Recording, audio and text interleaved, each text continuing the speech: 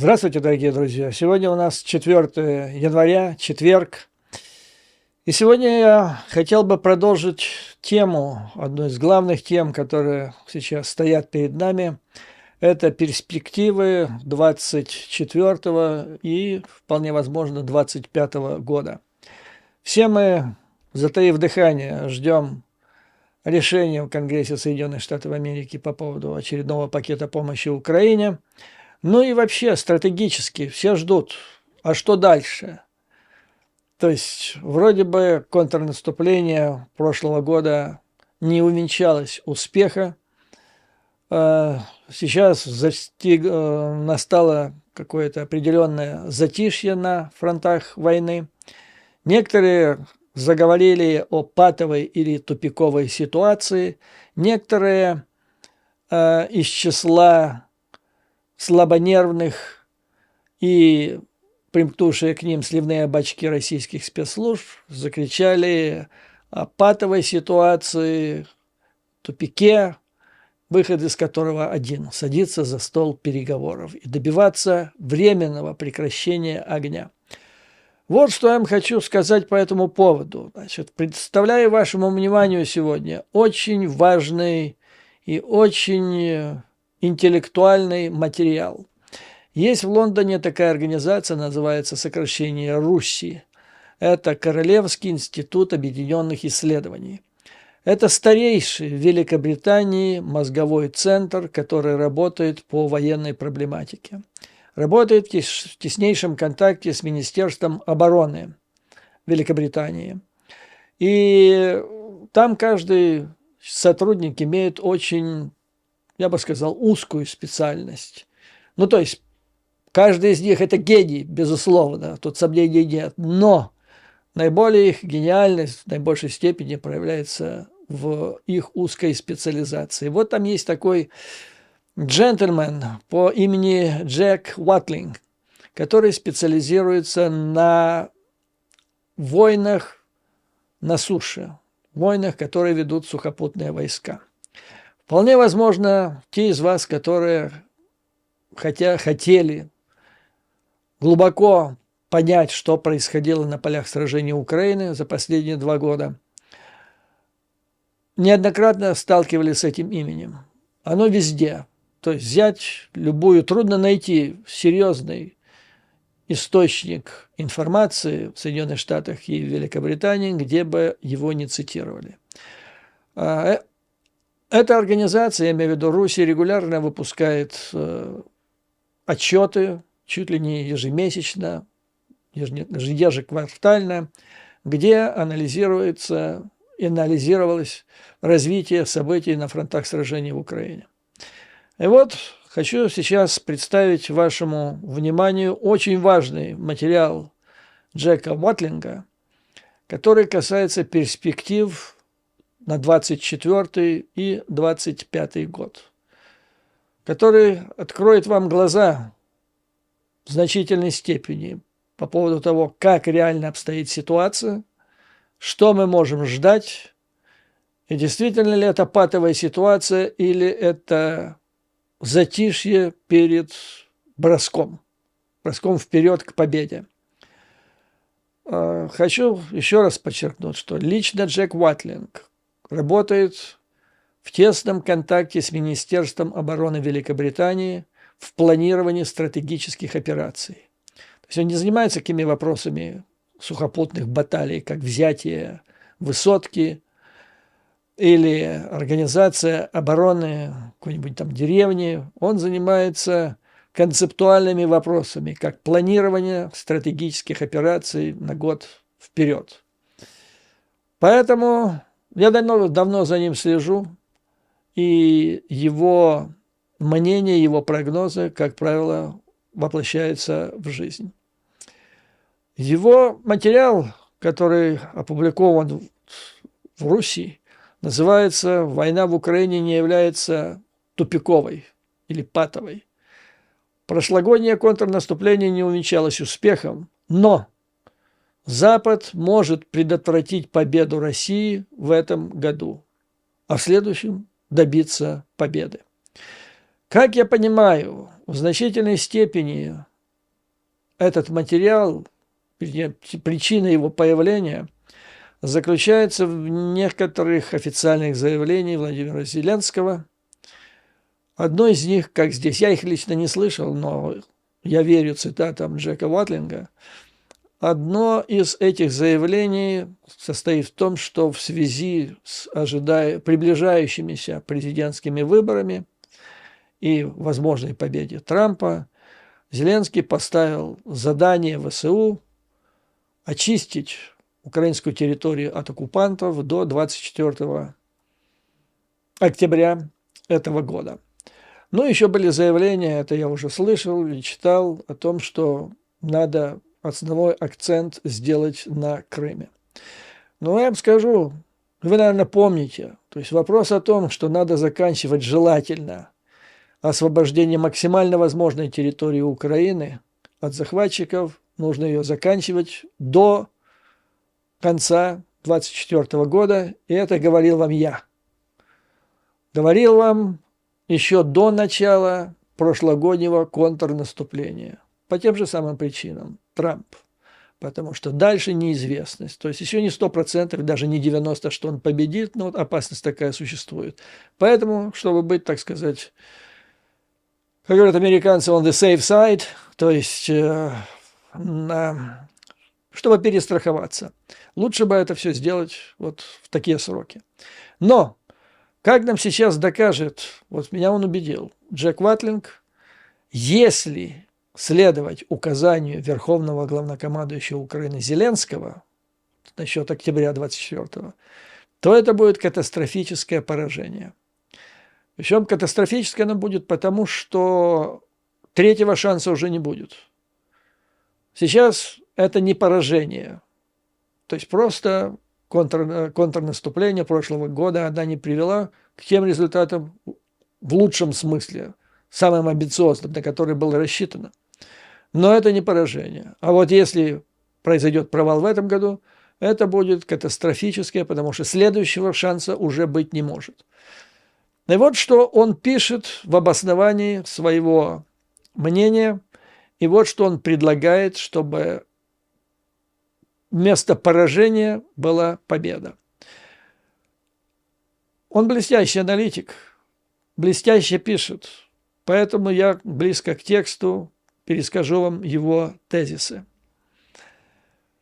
Итак, начнем. После относительной неудачи операции 23 года, как со стороны Украины, так и со стороны России, сформировалось мнение, что война в Украине зашла в тупик.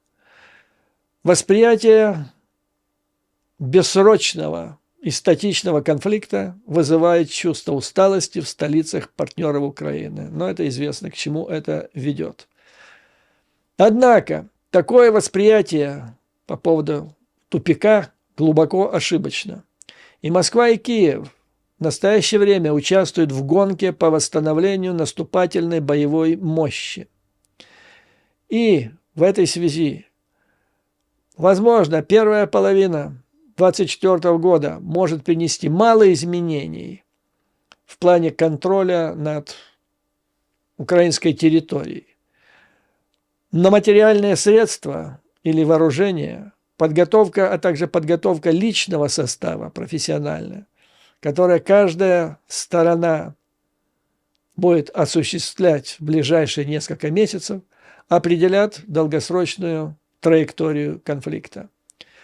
Запад практически сейчас стоит перед решающим, в том числе и для себя, выбором. Поддержать Украину, чтобы она смогла защитить свою территорию и подготовиться к наступлению 2025 года. Или же списать все на то, что война зашла в тупик, и тем самым уступить России безвозвратное преимущество. То есть вдумайтесь в эту мысль. Он связывает позицию, что в Украине сейчас тупик на поле боя, и те, кто признает, что это выступает, что это тупик, и что в этой ситуации надо идти на переговоры, ну, как я бы рассказывал в предыдущем видео, высказывал мнение британского же аналитика Рут Дреймон, которая говорила, что переговоры не могут быть о мире. Это чушь с Россией. Могут быть переговоры о замораживании конфликта, а это ловушка, потому что это одно из излюбленных орудий или инструментов гибридной войны России. Переговоры и даже если наступит какое-то временное перемирие, это будет удавка, петля, наброшенная на шею Украину, которая потом будет медленно затягиваться до полного или порабощения, или уничтожения Украины. Вот это надо понимать совершенно отчетливо. Поэтому вот моя ремарку, которую я сделал, вот это нытье о необходимости переговоров, перемирия с Рашей, это помощь Раше, это помощь ей гибридными средствами добиться поражения, вернее, победы над Украиной уже сейчас. Как дальше пишет автор? Кремль уже начинает верить, что сможет пересилить волю Запада или пересидеть, переждать. И если в начале, в ближайшие месяцы 2024 года со стороны Запада не будут приняты четкие обязательства, решимость Кремля в том, что он прав, только усилится. То, что Соединенные Штаты и Европа сделают в течение следующих 6 месяцев, определит одно из двух будущих событий. В одном случае благоприятный вектор развития ситуации.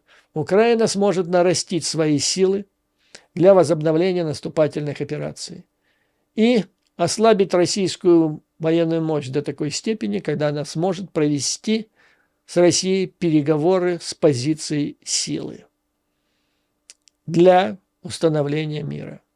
В другом случае нехватка вооружений, снабжений, провалы с логистикой, а также провалы, недостаток с обучением личного состава ВСУ втянет Украину в изнурительную борьбу, которая приведет к истощению и окончательному порабощению, как он здесь пишет, в общем, поражению, истощению, которое может быть длиться долго, растянуться не только на месяцы, но, может быть, и годы, но, в конце концов, это может закончиться печально. Все зависит от решений и действий в ближайшие несколько месяцев.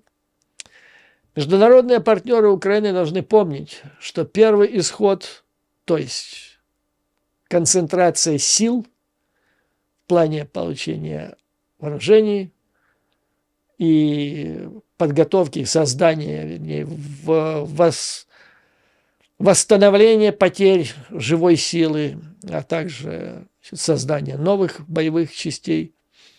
Этот выход, такой вариант желателен не только для Украины, он жизненно важен и на Западе. Мы с вами об этом говорили. Потому что если этого не произойдет, то мобилизованная вооруженная Россия, каким образом победив Украину, становится реальной угрозой для безопасности Запада. Соединенные Штаты будут вынуждены оттянуть свои силы, увеличить свои силы и военное присутствие, в том числе в живой силе на территории стран НАТО. Это оттянет ее влияние и ее присутствие в Индо-Тихоокеанском регионе, что развяжет руки Китаю, и там тогда назревает другой конфликт, вернее, он не назревает, он назревает давно, он взорвется, этот конфликт, и тогда все. То есть, если Америка, как ставит вопрос автор, не сможет полностью продемонстрировать вместе с союзниками свою мощь и способность обеспечить путем вооруженной поставки соответствующих вооружений и подготовки в профессиональном плане ВСУ, оказания помощи в этом деле. То есть, если она не сможет сделать это в одном месте, то тогда она однозначно, это сигнал будет для России и Китая, что она не сможет это сделать в 2 местах. А может и в 3. Это будет сигнал еще для Ирана. То есть, ситуация имеет шансы превратиться в хаос. По мнению автора, главные вопросы, которые должны решить вооруженные силы Украины и их западные союзники, партнеры состоят в том, чтобы исправить те недостатки, которые были допущены в прошлом году при подготовке ВСУ к контрнаступлению в плане личного состава, подготовки личного состава, а также в том, что касается техники. Начнем с личного состава. По мнению Ватлинга, главной причиной провала или неудачи контрнаступления стало то, что украинские подразделения, которым было поручено или которых направили возглавить это наступление, не имели достаточного времени для обучения и подготовки. Вот это надо совершенно четко понимать, потому что, вы помните эти шапкозакидательские восклицания, что то наши хлопцы, они ж за 2 недели освоят танк, за 3 недели освоят F-16, только дай, где железо. Оказалось не так на практике. Значит, автор сообщает, что с июля 2022 года Великобритания и ее союзники ввели программу под названием Interflex для обучения личного состава ВСУ и создания подразделений. В целом, за период до начала контрнаступления было подготовлено по разным данным от 19 до 16 бригад новых. То есть фактически была создана целая новая армия.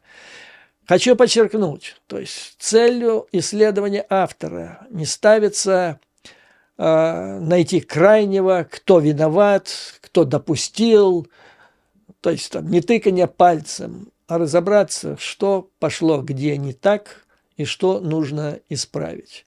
То есть когда он это все говорит, что были допущены недостатки в подготовке, он имеет в виду и себя. То есть не себя, а тоже Великобританию, страны НАТО, которые этим делом занимались, но и объективные обстоятельства, которые состояли в том, что враг начал укреплять, создавать и укреплять линию Суровикина. Время поджимало, надо было торопиться. Причем в военное время создать чуть ли не новые сухопутные силы Украины во время боевых действий – это колоссальная задача. Я помню, генерал-лейтенант Хертлинг, сам артиллерист, один из командующих армией Соединенных Штатов Америки в Европе, говорил, что для этого в мирных условиях нужно не меньше года. А тут, оказывается, подготовка велась в течение 5 недель, то есть 1,5 месяца. В то время, как указывает Ватлинг, во время Второй мировой войны вновь рекрутируемые военнослужащие Великобритании проходили подготовку 22 месяца, 5,5 месяцев. Ну и те граждане Украины старшего поколения, которые служили еще в советской армии, помнят учебку в советской армии 6 месяцев. То есть это международная, признанная, отработанная практика, сроки подготовки и совершенно неопытного, необстрелянного бойца более-менее, скажем так, более-менее. Так вот, после 22 месяцев, после 22 недель первоначальной тренировки, потом этих солдат в Великобритании во время Второй мировой войны направляли в действующие батальоны, более крупное подразделение из учебки, да, где они проходили дальнейшую тренировку, дальнейшую обкатку, с тем, чтобы научить их работать не только в составе небольших подразделений, типа отделение, взвод там и все, что легче. А вот в больших, крупных частях, где необходима координация, взаимосвязь, слаженность, вот это главное. Для этого нужны навыки, которые за 5 недель привить невозможно. Плюс, возможно, вы помните, я вам рассказывал, так получилось, что было принято решение, что солдаты уже опытные, их оставили на полях сражений, на линии соприкосновения, с тем, чтобы они сдерживали врага, в то время, когда совершенно необстрелянные, которые еще не нюхали, как говорится, пороха, были направлены на тренировку, вот на эти курсы, в ту же Великобританию. За этим стояли, конечно, какие-то рациональные размышления, соображения. Сейчас уже не надо там думать правильно, то есть это кто виноват, принял, вот такие обстоятельства были. Короче говоря, нужно в течение 2024 года изменить это и подготовить столько, сколько нужно, чтобы это были реально подготовленные бойцы, которые не только научились запускать двигатель танка, там, разворот делать, глушить его и так далее. На F-16 еще более сложная задача. Первоначальная тренировка пилотов Соединенных Штатов Америки длится не менее года. Не менее года. А чтобы подготовить аса, а для сражения в воздушном пространстве Украины успешного нужен будет ас, потому что F-16, он на поколение отстает от тех систем ПВО, которые имеются у врага, и там нужно умение не просто так ускользнуть от системы ПВО врага, но и выполнить боевое задание. Для этого нужны навыки. Иначе, вместо того, чтобы выполнять задание, все стопроцентное внимание юного нового пилота будет на то, чтобы его не сбили. Короче говоря, время. И вот тот же самый Хертлин говорил, что тут нельзя подменять, жертвовать качеством ради скорости. Потому что нужны навыки. Навыки приходят со временем. И вот, по мнению аналитиков, еще до мая 23 года, то есть до начала контрнаступления, было очевидно, что украинские войска недостаточно подготовлены к наступательным операциям. Вот эти 1,5 месяца ушли главным образом на их подготовку к оборонительным действиям. То есть совсем не к тому, для чего они были предназначены, не для контрнаступления. Они научились более-менее управлять новой техникой, но не более того, не в бою. Но нельзя было откладывать наступление, поскольку враг создавал линию Суровикина. И что получилось? Значит, как дальше пишет аналитик, получилось так, что в сложившихся условиях, учитывая рельеф местности, местность пересеченная, он имел в виду Запорожскую область прежде всего, там лесопосадки, и горизонт наблюдения наступающего военнослужащего, он ограничился вот до линии деревьев. Что дальше, не видно, неизвестно. И боевые действия велись в основном максимум 2 ротами, парами рот, которыми командовали недостаточно укомплектованным штабом бригады. Вот и все. А как потом писали об этом и американские аналитики, ну и так стало понятно, что для прорыва вот этой линии Суровикина необходимо было действие на широком протяжении фронта. То есть там не то, что взаимодействие в рамках нескольких бригад, то есть не только взаимодействие между несколькими ротами, там необходимо для этого было взаимодействие между бригадами. Кстати, тоже отмечается, что, в крайней мере, на тот период в ВСУ практически не было генералов, которые имели бы опыт управления подразделениями или единицами крупнее бригады. Ну вот, то есть воевали, как правило, парой бригад, рот, военнослужащие захватывали военнослужащие ВСУ захватывали какой-то рубеж, но дальше планирования не было, потому что не было никакого взаимодействия со системами разведки, системой артиллерии, с дронами, системами РЭБ.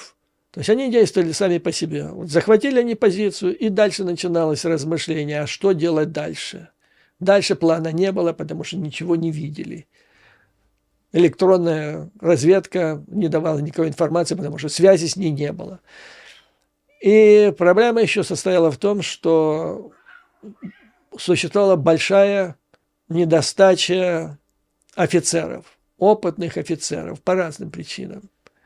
То есть готовили главным образом солдат, до офицеров руки не доходили.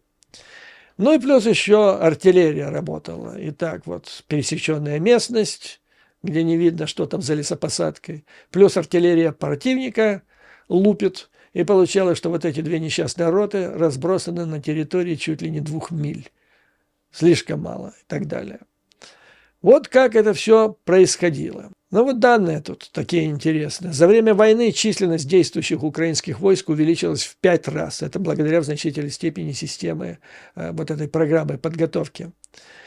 Но при этом количество подготовленных штабных офицеров практически не выросло. Оно оказалось на предыдущем, на первоначальном уровне. И на театрах военных действий, где от украинских офицеров требуется синхронизировать широко разбросанные маневры с артиллерийским огнем, беспилотниками, воздействием средств электронной борьбы, нехватка офицеров, полевых офицеров или сухопутных войск, означала неспособность соединять в единые крупномасштабные операции. Ну и далее, по мнению аналитика, вот этот недостаток нужно менять кардинально, потому что если это будет продолжаться и дальше, в этом году, в следующем, то есть если украинские военные не смогут расширить путем координации или сшивания воедино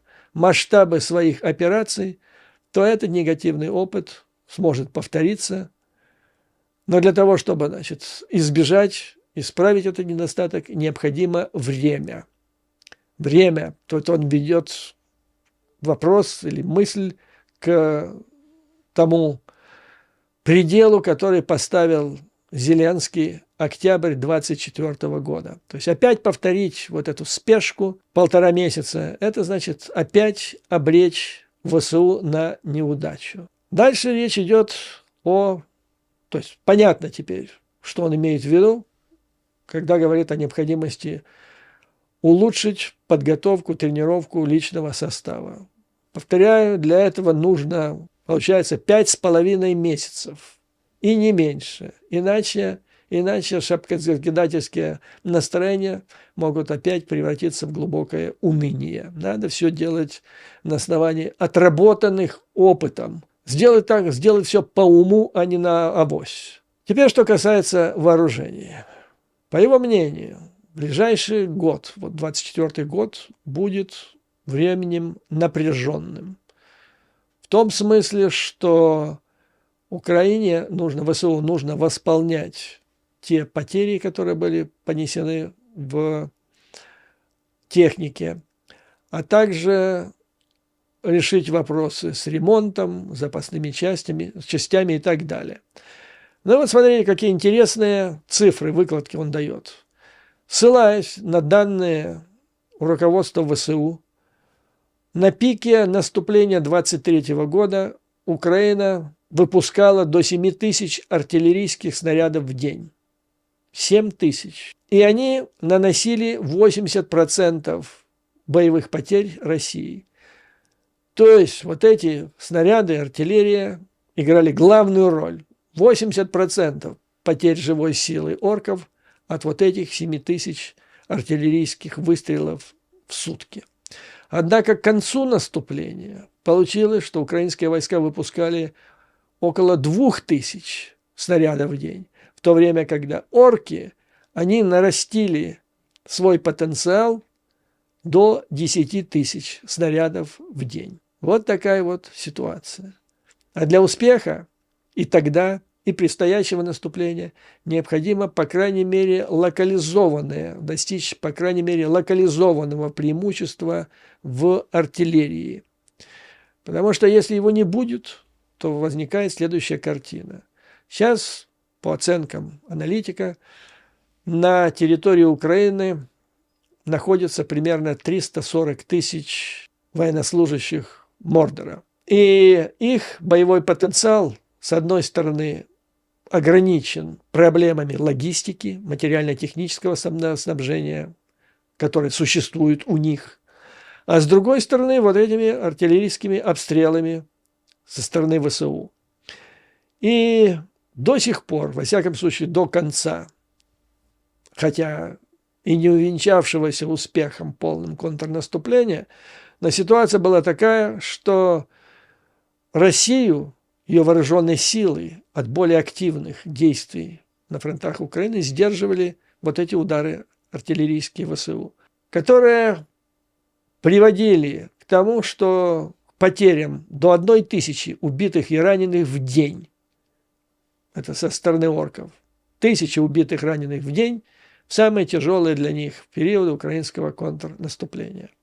И в условиях таких потерь, колоссальных потерь, они вынуждены были затыкать вот эти бреши вновь мобилизованными, которые не были должным образом подготовлены, короче говоря, новым мясом, которое опять превращалось в фарш. И опять они пригоняли новых, и опять превращалось, все это превращалось в мясные штурмы, о которых вы знаете.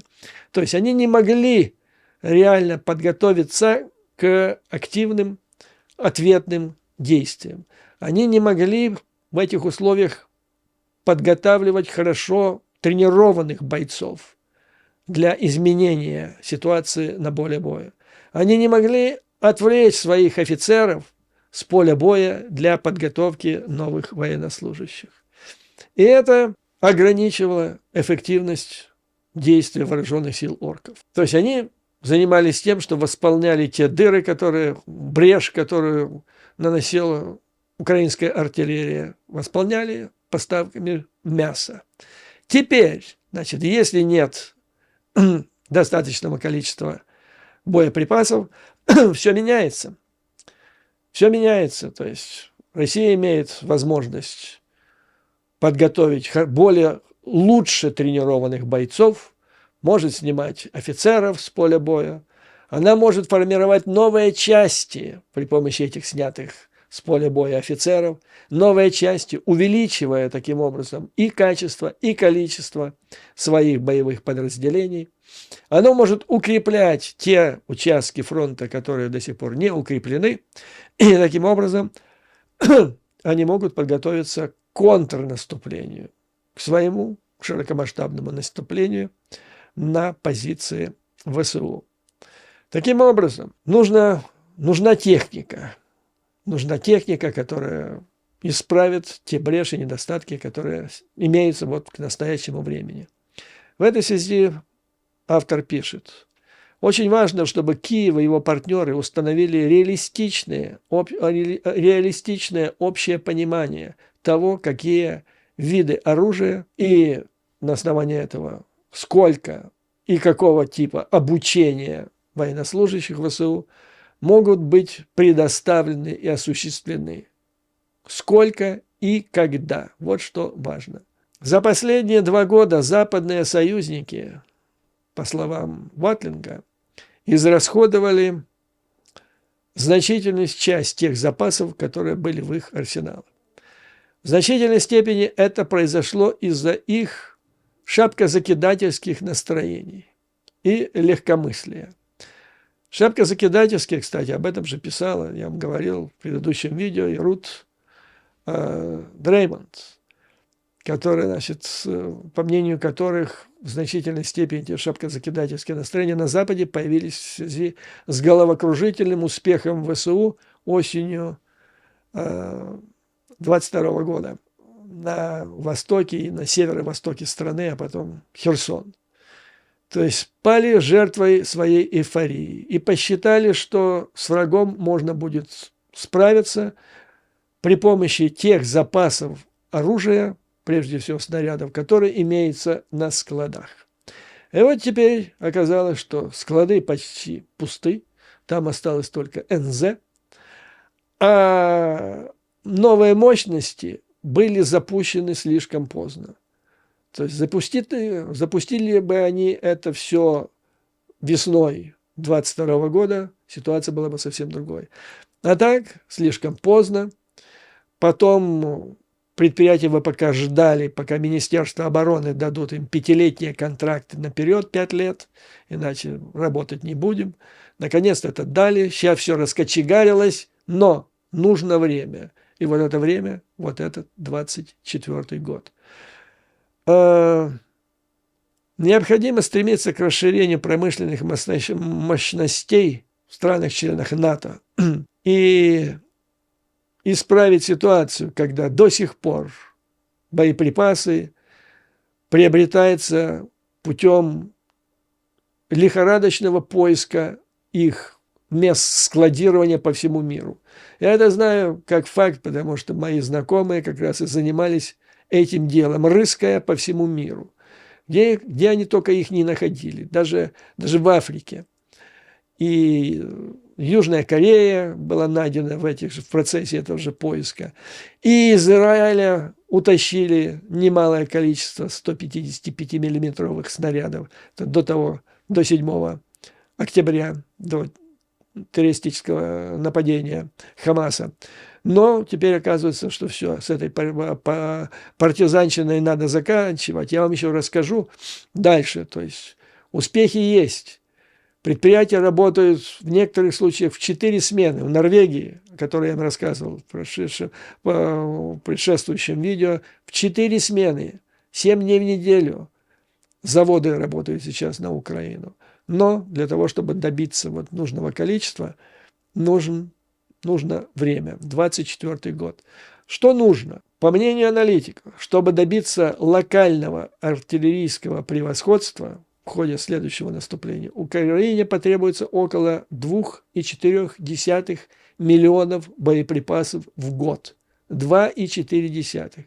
Ну, вы знаете, что Евросоюз не выполнил и не сможет выполнить до марта месяца даже свои планы на производство и поставку 1 миллиона боеприпасов. А тут надо почти в 2,5 раза больше.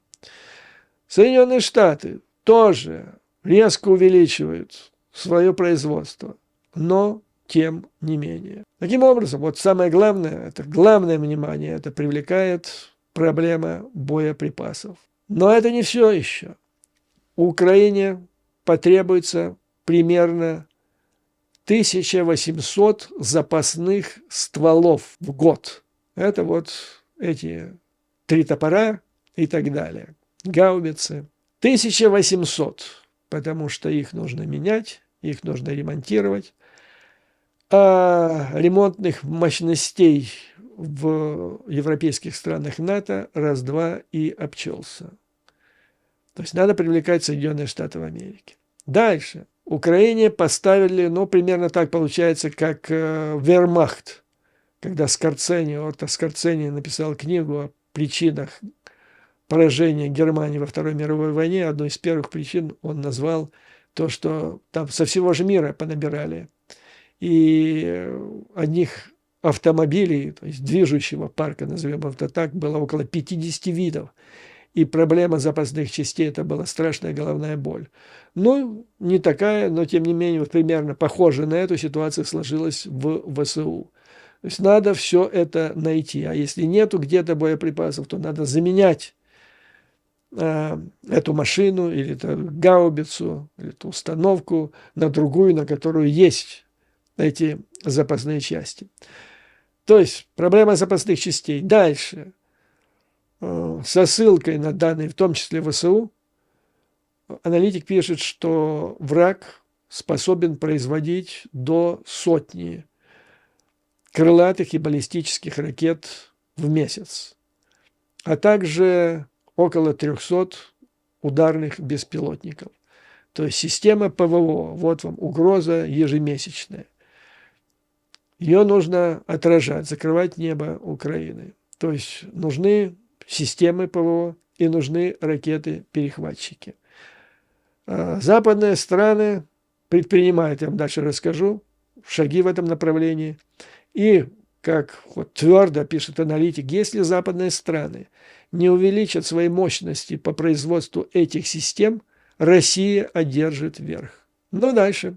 Зеленский, опасаясь, что поддержка США прекратится в связи с фактором Трампа, предстоящие президентские выборы, заявил, что вся оккупированная Россией территория Украины должна быть освобождена к 2024 году. Аналитик пишет категорически: это недостижимо, учитывая имеющиеся у Украины материальные средства и время, необходимые ее военным для надлежащей подготовки войск. Но западным союзникам Украины неразумно требовать от украинских генералов, чтобы они предоставили детальные планы, как они сейчас планируют следующее контрнаступление. Потому что Украинские генералы не могут дать детальные планы, не зная, в каком количестве, в какие сроки, какая техника будет предоставлена. А дебаты на эту тему в Соединенных Штатах, в Конгрессе до сих пор ведутся.